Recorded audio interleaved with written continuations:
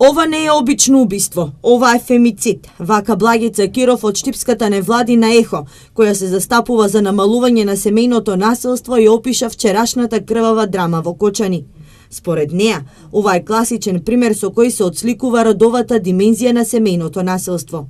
Точна статистика за убиства на жени од страна на нивните партнери нема.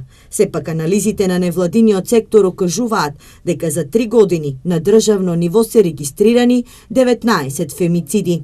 Фемицидот представува најтешка форма на дискриминација на жените и тоа представува убиство на жена затоа што е жена. Значи најтешка форма и на најтешка форма на насилство врз жени и девојчиња. Облик на дискриминација на жените затоа што се жени или претежно потешко ги погаѓаат жените и девојчињата. Сега конкретни анализи за фемицидот во Македонија нема. Во изминатиот период се направи едно истражување и се утврди дека за 3 години од 2013 до 2016 година регистрирани се неофицијално 19 фемициди. Иако Анчови важеле за мирно семејство, а во полиција нема регистрирано никаква пријава за насилство, сепак експертите сметаат дека ваквиот чин е резултат на долгогодишна тортура, која во вчерашните утрински часови кулминирала со убиство и самоубиство.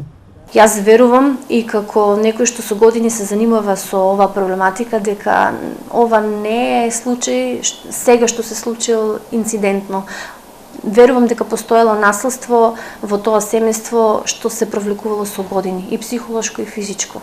22-годишната девојка која бранејќи својата мајка од разгневениот татко со мали посекотини беше задржана на хирургија во Кочанската општа болница.